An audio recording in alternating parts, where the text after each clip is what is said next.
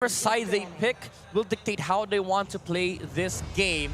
And it is going to be a switch up. Omega chose to go for the blue side, which is helping them on the first phase. Like the first phase of the draft, usually the first pick team, they're the ones setting the the heroes that can be used in this game. Like for example, Omega, they ban out the Natalia.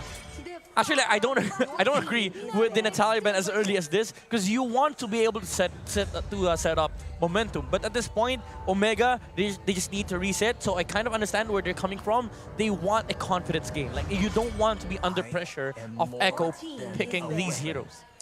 Yeah, and so much of these picks are being very, very targeted here. They're just resetting. Yeah, they're going for the hard reset draft here. Yeah. This is gonna bite them in the end, because again, Echo gets 2, you only get 1, so you have to maximize. Now Echo, they have a lot of choices here. They can either completely ignore Valentina and remove the gold lane matchups between these two teams. But never mind, they go with the Valentina ban, so it's the other way around. Now they're opening a lot of the gold lanes, so that if Omega picks up the 1-1, they get the Beatrix. And I think that Omega is also very open to keeping the Phoveus available on the draft. We've seen Chakdu play very well on these heroes previously. Yeah. What more now in its buffed form? Yep. So something to think about here on the draft. And of course, the Beatrix obviously will not be garnering any hard bans today. Yeah, a lot of things to consider here for both squad. Faram is still in the pool, as well as the Akai, the Fanny, and the Ling. These heroes are, if you're Omega, yes, you're happy that you're able to pick a meta hero and a comfort hero for your own, but Echo, they have 2 picks. So Omega, they chose to go for the Akai ban route, but Echo, they can do a lot of damage here. The only remaining choice is to ban out the Faramis, so you don't have to deal with it, and you're gonna have yourselves the Ling, the Esmeraldas, and the Beatrix. You ban out the Faramis, and then it's an even game. What do you end up with, Omega? You go Beatrix. Yep. You can play 1-1. You pick your poison. So I think that would be the smart choice here. That would be the how do I say, level-headed choice. Yeah. If you want to go for a reset. Man, I'm so sad we don't get to see the Dragon Warrior. Yeah. Just so happy that we are at week 2, day 2, match 2, game 2. So it's still the same idea. Yep. They're they're reserving the meta heroes for the 2 picks. There it is. It's the Faramis on the side of Omega. Now, if you're Echo, you don't pick the 1-1. Just leave it on the table, because you can still pick up the Beatrix and the Claude. So it's not gonna matter that much unless they really prioritize getting the 1-1 for outplay. Yeah, it's interesting that they have so much options now, Echo, despite the Faramis pick on Omega. Link's open, by the way. Yeah, and I'm guessing that's gonna remain open here. Yeah. So Zyda can get his hands on the assassin. Also, a lot of the assassins are quite, how to say this, quite okay if Echo wants to play it, because the Hayabusa, the Lancelot, they're still open, and Zyda plays it really, really well. So it is the 1-1. Ooh, what? Diggy! This is interesting. I can see it already. The interaction between the Time's Journey and the Cult Altar. Just get out of there. Basically just dodging the Cult Altar altogether. That or Time's Journey, so that our firepower is unstifled, unsuppressed, and then we just wipe out your extra HP. That kind of makes sense too. Honestly, would have worked. I get the idea, but I would prefer to see a Claude against a Faramis lineup, because now, if you think about it, even if they pull that team fight off, you need to be concerned about the damage, which is why Omega is eyeing at the Claude, and Grok is such a good hero here. You force out the Time's Journey from the Diggy.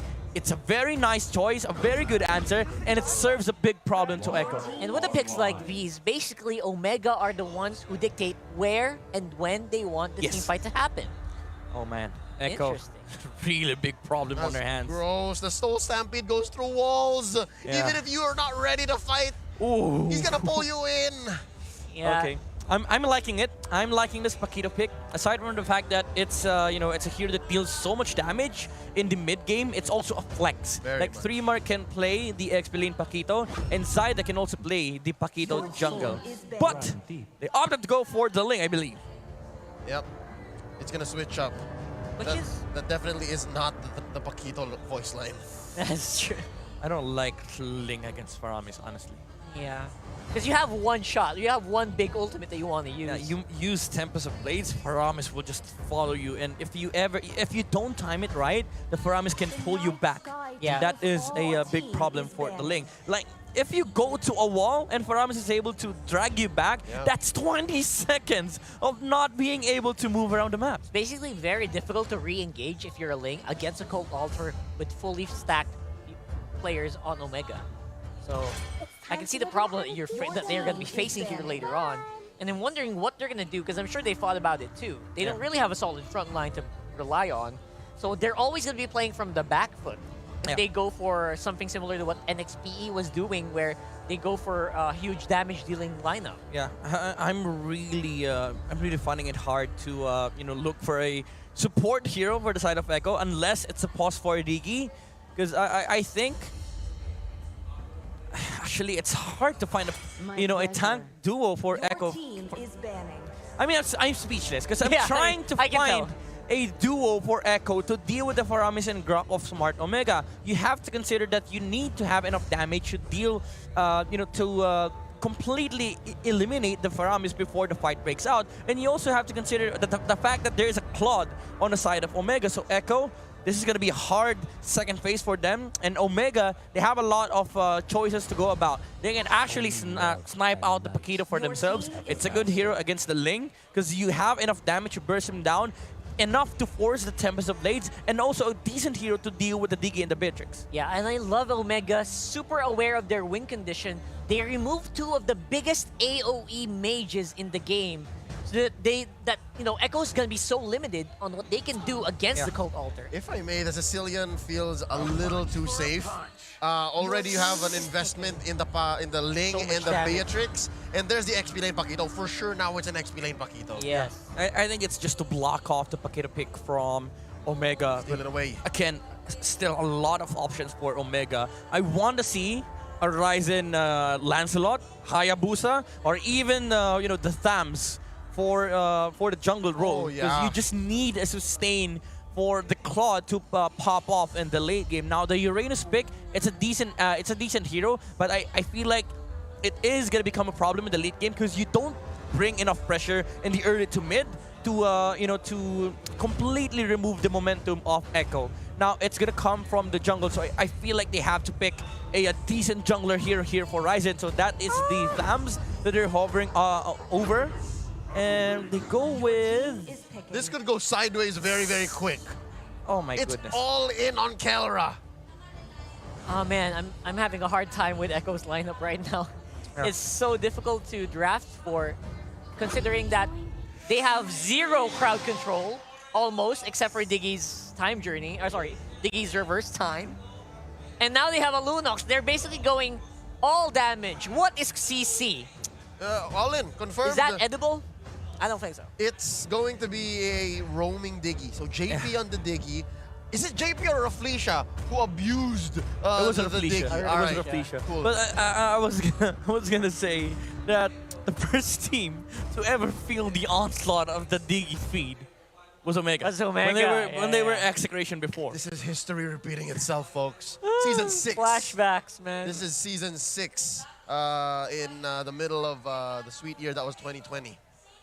It's a hard lineup for both sides to play, honestly. I love the Faramis and Claude. It was the Grok pick from the side of Omega, but I think they stopped when they picked up the Uranus because it doesn't feel like it contributes to the strategy, you know? Like, so blunt. Echo will be able to play in the early to mid unless they really mess up on the timings or the rotations for the first few minutes. But for Echo, again, it's a hard game to play. It's a Belleric cost. I believe it should have been a Thams. Makes more sense. I'm sure it is. As a Thams. So yeah, I'm all in with you, Midnight. I agree that the Uranus and the, in part, Thams pick is a little too blunt. It's a little too soft, and it's clear that they're going all in on the camp. They lose. Pretty much. They go That's home. it. They go home. But I feel like, the Thams pick was decent. It's just that they they might be there might be issues in the early to mid game where Echo can capitalize because they have the Link, they have the Paquito, they have enough firepower in them to rotate around the map. They have Diggy, they have the ability to scout, and they also have the Lunox for the late game security. Like the roamers or the fighters or the sustainers on the side of Omega will melt against the Lunox. So Echo, they have a win condition, but it was allowed when Omega picked up the Uranus. Yeah, I love it because you're bringing up the Lunox in the hands of Curtizi. It answers both the Tams and the Uranus. Yeah, I'm quite surprised why they didn't pick up the Benedetta instead. I guess they're actually just banking on a lineup that can kind of just go ham, because they want like full-on damage on one lane and maybe try to win the lanes from there. But again, I personally feel like it's difficult for them to win lanes with a lack of crowd control in any of their heroes, except for the Diggy. One thing that Omega has to consider here is the fact that the Paquito will always move around the map, and Uranus cannot stop that. Unless if you're a Thams, you're Dirot, you're Esmeralda, you don't allow the Paquito to just move around the map freely. The Uranus doesn't do that. Like if you're the Uranus, what you want to do is get inside the base of Echo. There it is! In hindsight, maybe a Benedetta would have been great, but here we go! Ryzen debuting the General Kai skin, as voiced by J.K. Simmons So from the happy. hit film Kung Fu Panda 3. Game number 2, Omega versus Echo. Here we go. An orange start for Ryzen and purple for Zaida. Yeah, this is going to be very interesting to watch just because, aside from the skin, obviously, we want to see how Echo is going to fare with this lineup. Obviously, it's very squishy. It's very in your face. Yeah. At the same time, They have a lot of damage though. Yeah, easy to deal with if you think about it for Omega. I like the fact that JP is rocking that, ooh! Wow, all right, What there an you go. outplay! We're talking about pure damage. That's what Lunox does. Mid lane trade. Mid lane trade, easy peasy, lemon squeezy. We got JP again babysitting on top side for the Matrix, so he was not present for that engagement. It's really hard for Echo to deal with the early game. The solution though, as provided by Omega themselves, there's the Uranus presence on the bottom lane. This Paquito will be a threat in the mid game, and also that Lunox. But I want to go back to the point where I was talking about the impure rage of JP. It ensures that he doesn't really need to go back. He will always have the mana, and the amount of damage that the bombs will deal, and he gets his stacks up, that is gonna hurt. By Blacklist themselves. Very potent in that series. JP literally never has to go home, because again, he spawns on the map. Guys. First, I mean, for mana. Yeah, for mana too. First hurdle is up, and I'm kind of making ends meet now with this Uranus. It makes sense. Curtizi in trouble. He gets popped. The reason mid opening that Echo has is kind of nullified. So Omega, this is what Coach Power was thinking about. And there's going to be so much dance squad for Omega trying hard to go on the dive.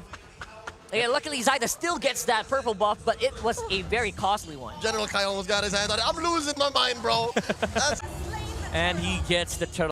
Omega, again, you feel the early game threat that this lineup brings to the table. But Echo, they're playing it safe. They know that they can just wait it out.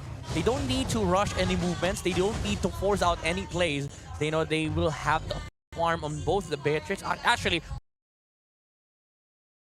all the cores, which will become a problem.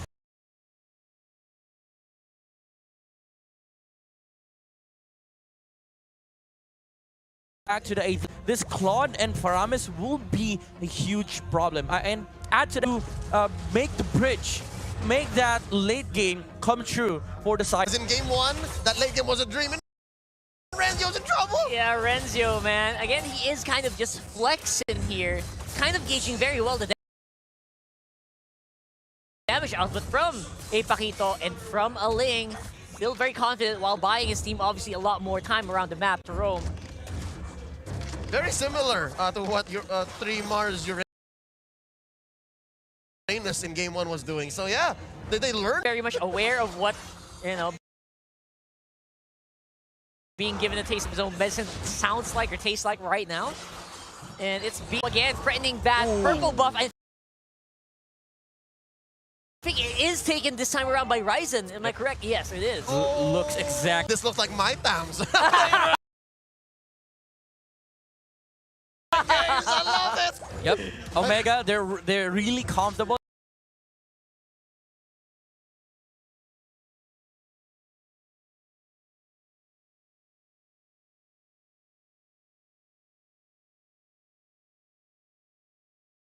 Doesn't it is you know, it is of timers for Echo. They have enough damage to the point where they can, you know, kill heroes on the side of Omega. All right, we got some action coming here from Omega. Sorry, from Echo rather. We got some moves on top side. They were able to take out Kelra very quickly, and now the threat of the turtle will be going over to Echo. Ryzen not really ready to contest that anytime soon. Again, this is what you end up with. You have faster rotation speed from Echo, given the Ling. But how much more? Whoa, what? Where'd that happen? That was off cam! Camera didn't even catch it. Who would have expected that? But Fremar is able to do an assassination on the backline against Ryzen, and now this turtle is 100% Echo. This is typical 3-Mari playstyle. Like, walk over to a bush, wait for somebody to pop out, and use all the skills that you can. Guy. Taking out the Thams and shutting down the mid-game tempo and momentum of Omega. Now Echo has the upper hand. We're starting to feel the lack of presence on the map of the Uranus. Doesn't really feel that he's contributing to the pressure that Omega can put onto the table. And Echo played on the top lane for the majority of that moment. Like Omega, they didn't answer because they know they don't have the time to alleviate the pressure that Echo is applying on the top lane. They need to make a play, but 3-Mar completely shuts off the Thams.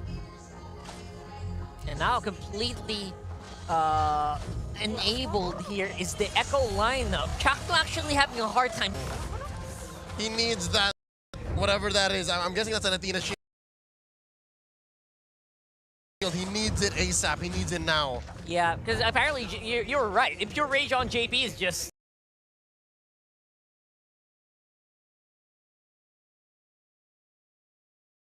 And now Cartesian.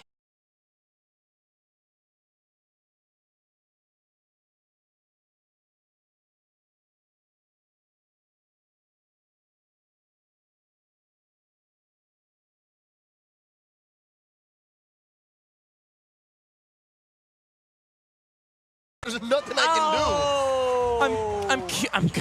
I'm curious as to how that happened. Like, what were the comms from Omega? Were there questions like, do we go? Do we go? Or was it like, let's go?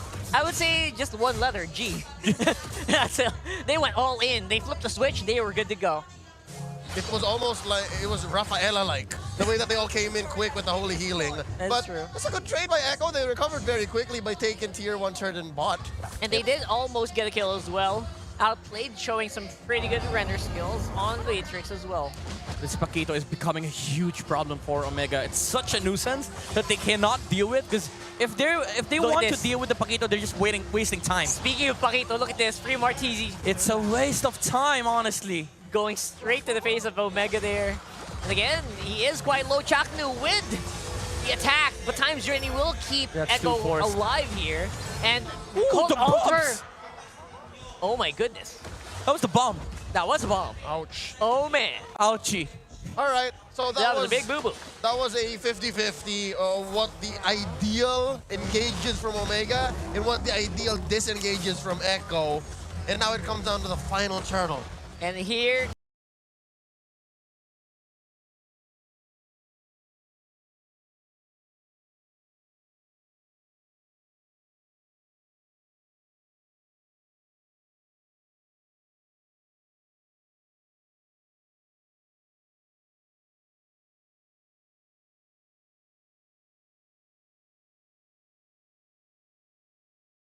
Forced to use his ultimate, but the BMI was there.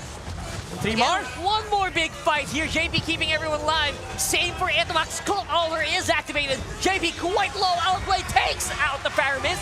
Next will be Ryzen.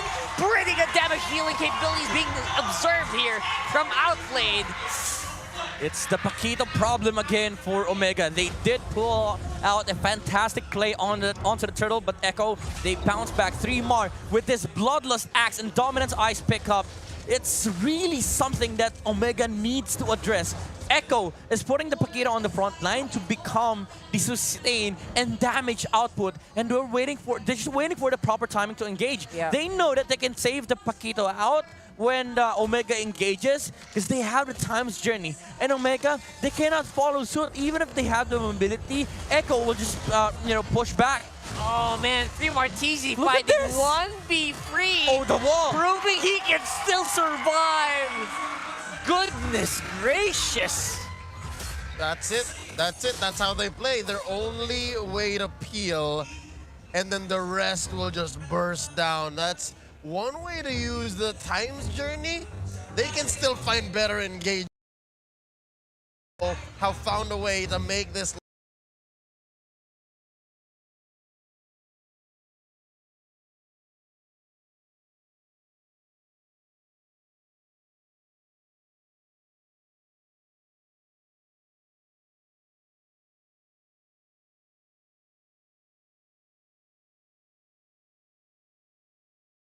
fighting 4v5, so they know that they don't have the toolkit to deal with the Paquito when 3 more does this. Yeah, it's like the Cold Alter not really maximized its full potential. And anybody on the side of Echo can deal with the Uranus. They have. Oh my goodness! Outplayed, walking in, making that bush a lethal one for Etomax. Cold Alter, who? Well, yeah, that's a shotgun to the face. There's no way to answer that at all. Oh my goodness. Etomax did not have time to react. Nothing. Nothing. You can't sprint out of that. Would have been too fast. This is literally similar to what happened in mid. Yep. Like a train on tracks. Like, what do I do?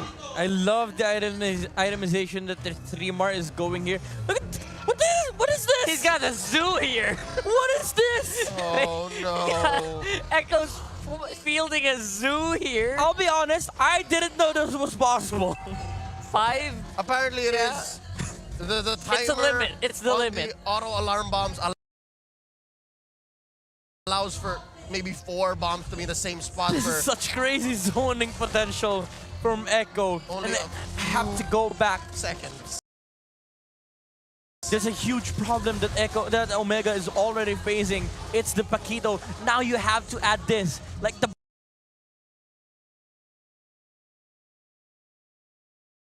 seen how capable these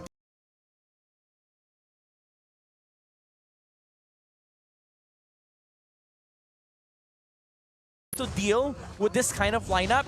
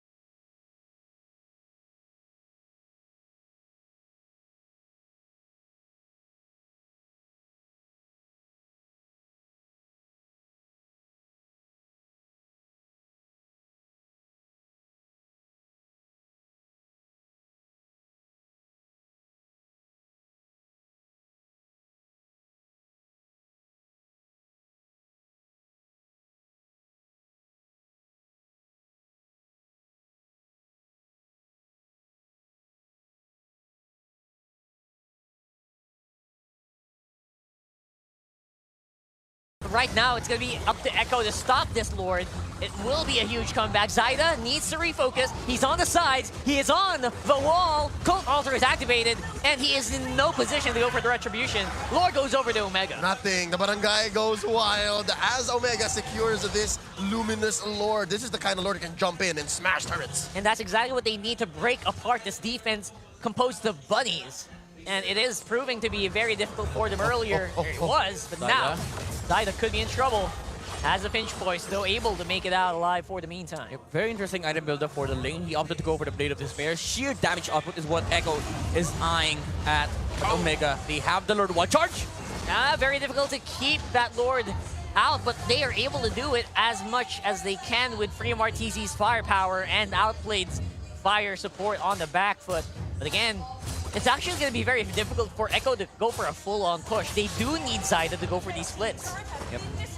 Echo is doing everything that they can to split the map and put enough pressure to Omega, because Omega, they need to group up if they ever want to fight. So what Echo needs right now is split the map into 3 parts. 3 Martizi can deal with a lane on his own, because we've already seen how sustainable the Paquito is. But Omega, they're not gonna be, they're not gonna be put into a position where they're forced to deal with the split pushers. They always put the pressure. So this is the right thing to do. You just make yourself, you make yourself visible on one part of the map so that Echo needs to react.